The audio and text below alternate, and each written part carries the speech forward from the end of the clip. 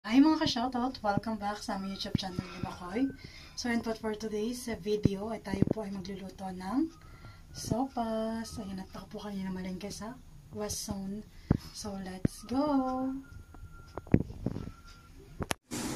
So ayan, patandyan ng ating chicken breast, sibuyas, bawang, Chinese cabbage, ating pasta, carrots, at ang original Alaska evaporated milk. Ayan po. At simulan na po natin maghiwa nitong Chinese cabbage.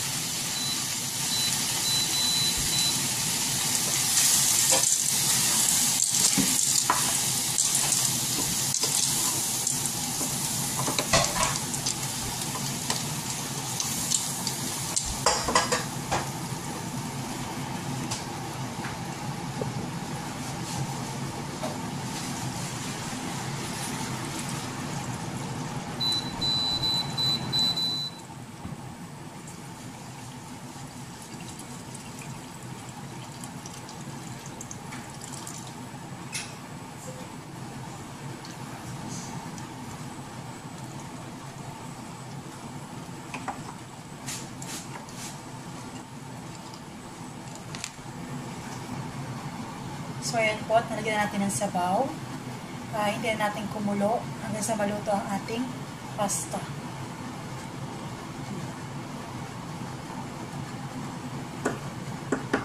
Parang na-miss ko yung luto ni Ate Malim na sopas. So, kaya nagluto po ako ng sopas ngayon. Ito nga po palang kaserola kong nabili. Bali ito'y tatlo. Ay 55 dirhams. Ayan. Dahil po ang pwede lang ditong paglutuan ng mga kaserola, kailangan po ay induction. So, ayan. So, kailangan mo talagang bumili. At napakabilis din po itong paglutuan. Yung ganito, kalalagay ko lang po ng tubig at gaday kuluan po. Ayan. At ito naman po yung aking mga lagayan ng gamit. Mga sukal, toyo, mantika, at kung ano-ano pa po. Mga kaserola. Ayan. Ito po yung pinaka-space ko. Ayan. So, tuturo ko nga po pala kayo sa aking bagong flat o sa aking bagong room. So, ito ang 201. Dito po sa may The Gardens, Metro Station, malapit. Bali po 7 to 10 minutes walk from Metro Station. So, ayan. So, let's go. Ayan po. At kabilin-bilinan po ng may-ari ng flat. Kailangan po lagi nakasarado itong ating main door. Ayan. So, double lock. At para hindi na po masyadong rinig ang ingay sa labas, ayan po. May bago po pumasok ang pinto, meron ulit pong isa pang pinto. Ayan, para naka-soundproof. So, ayan.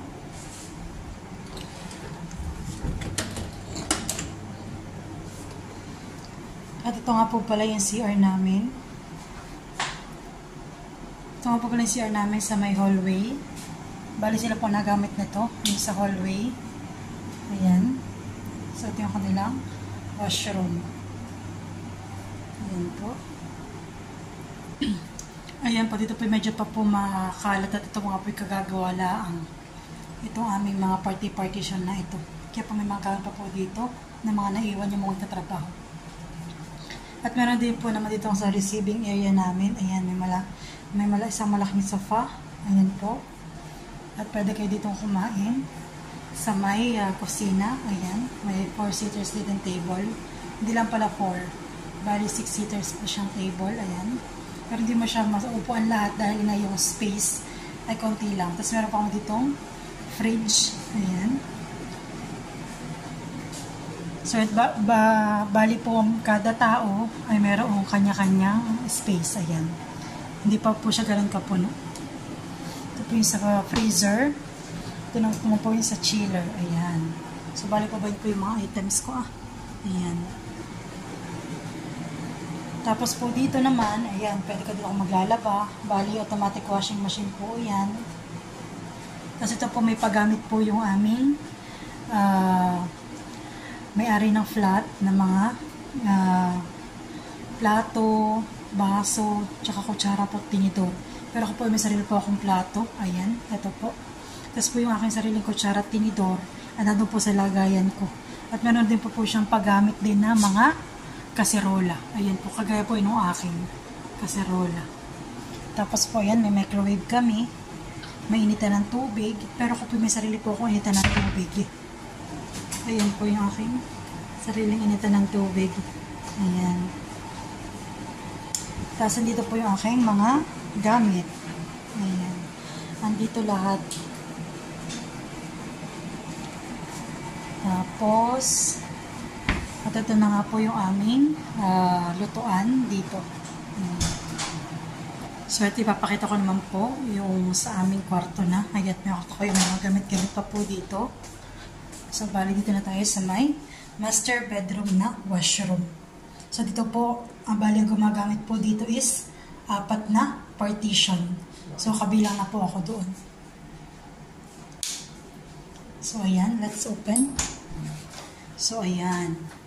So, ito po yung aming common washroom ng master bedroom. Ayan po. Ito po yung aking mga gamit na pampaligo, toothpaste, toothbrush. Diyan ko lang po yung nilalagay. At then po, meron din po kami sa bathtub. Ayan. Ito po, CR. Ito po, bowl yan. Tapos ito, shower diyan. Yan po. So, close na natin.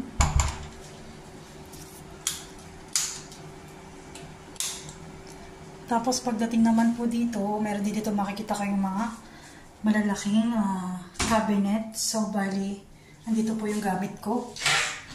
Yung aking dalawang maleta. Ayan. Siguro yung mga next week, kapag meron na tayong budget, bibili po ako ng bago.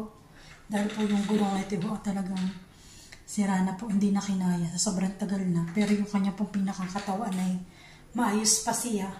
Kumbaga pwede pa talaga siyang gamitin, pero yung gulong po ay bumigay na siya. Katagalan na po. Pati po itong isa. Kaya kailangan talagang bumili ng gamit. So, ayan. At dito naman tayo sa aking room. So, ayan. MB2.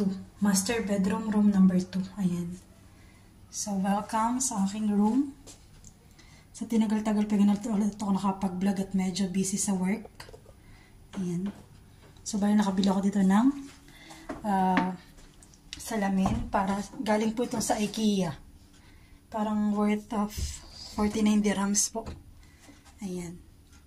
So, bali dito sa aking room, mga open cabinet. Ayan, nandito yung aking mga sapatos, tsinelas. Dito lang po may bigas ako dito. Tsaka yung aking Downy. Yung aking liquid detergent. Tapos, ayan, yung bigay sa akin ni Michael na. Uncle siya. Thank you so much. Tapos, ito po yung aking iba pang mga gamit. Ayan. Tapos, kagaya ngayon, nakabili na rin ako sa IKEA na aking office table. Tsaka aking office chair. Ayan. So, ayan po. At nagbili din ako ng isang halaman. Yan. Para naman po sabi ni Michael ay merong buhay na bagay dito sa loob ng aking room kapag ako po ay wala. So, ayan. Tapos ito naman yung aking hagdan papunta sa aking higaan. So, bali dito po sa tapat ng aking hagdan is meron pong pwedeng pagsampayan after mong maglaba. So, ayan. Dahil nga po hindi po pwedeng magsampay sa labas. Gawa po ng bawal. At saka din po yung may access lang dito sa labas, yung sa kabilang room. So, ayun. So, ito na po yung pagpasok sa aking higaan. So, ayan. So, meron ako ditong lagayin po ng tiim gawa ng medyo pag po nilagay ko siya sa baba, parang hindi po kaya yan tingnan. So, kaya dito ko na po nilagay. Tapos, yan po yung aking mga pantit bra dyan po nakalagay. Tapos, ito po yung aking aking higaan yan. So, ayan. Dahil po medyo malalamigin ako, ay yung aking pong aircon na aking tinapalan ng kalahati. Ayan. Tapos, yan. Hindi ko nalilimutan yung aking rosary. Ayan po. 3 unan at saka isang kumot. At dito po ay meron ng saksakan din may charger. Ayan. So, kagaya ng ginagawa ko po bago ako umalis ng bahay. Tapos ay pagkatapos po mag-charge, kailangan po talagang patay na iyan. Gawa ng mahirap po at baka po magkakos pa ng sunog. Ayan.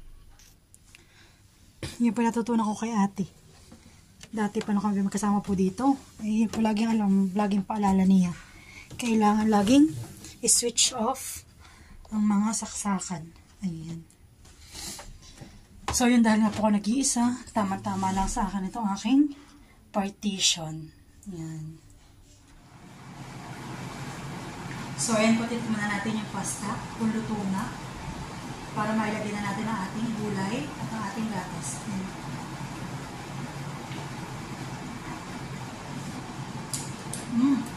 Pwede na po. Lagyan na po natin ang ating gulay. Bali, akit po ng gulay ay Chinese cabbage. Gawa ng yung dito, yung repolyo ay masyado pong malalaki. Kasi natin ko po itong Chinese cabbage at gawa nga ng bukas naman ay baka ako nagluluto ng pansit. Sarap yung maraming gulay.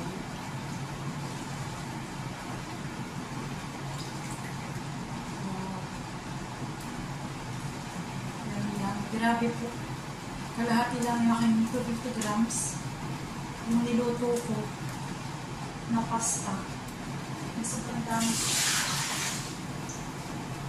Ako lang naman po nakakain. Ano ba?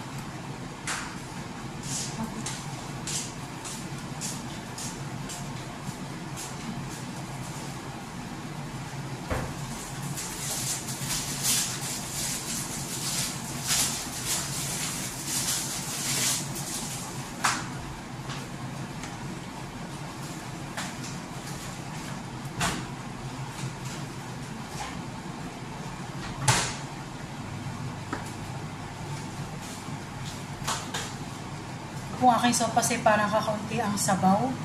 So, dagdagan po natin. Ito ay mag-iinit.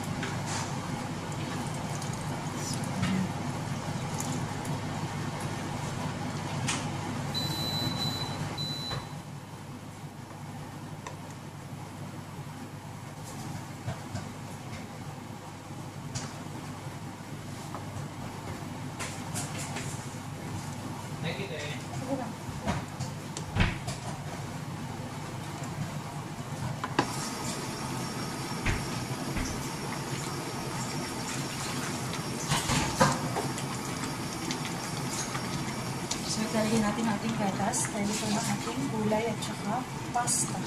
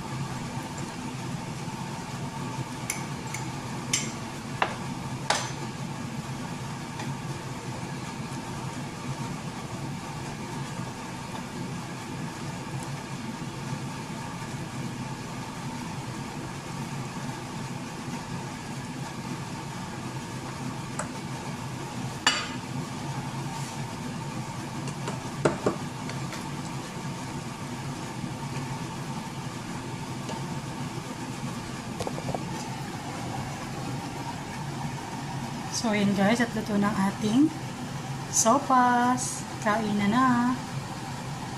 At yan, habang kayo ako nagluluto, ay ako naglagay ng itlog. Ako kumain sa kwarto. Kain tayo guys. So, ayan. Ano mga itong table, kaya lang po ayoko gamitin. Parang gusto ko nakasalampak para feel na feel ang pagkain.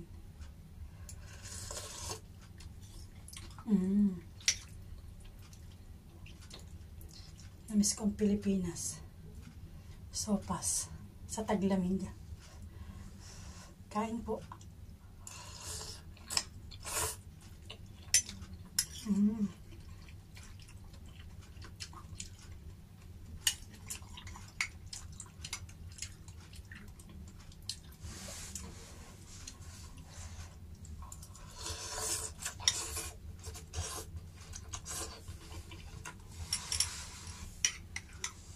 So, yun guys.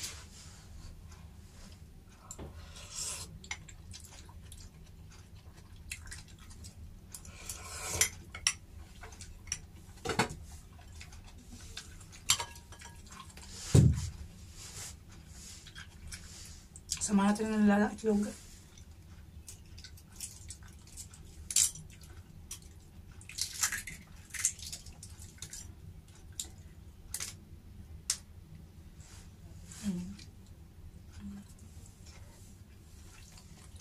Lagyan natin.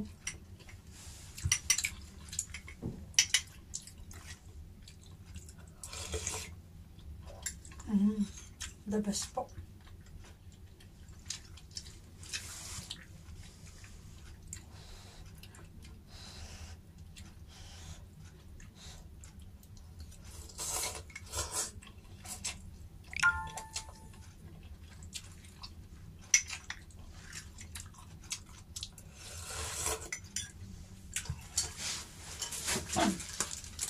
Samahan po natin ng tinapay.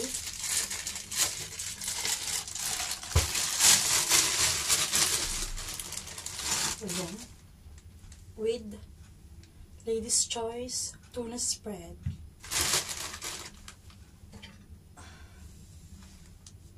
So, ayan.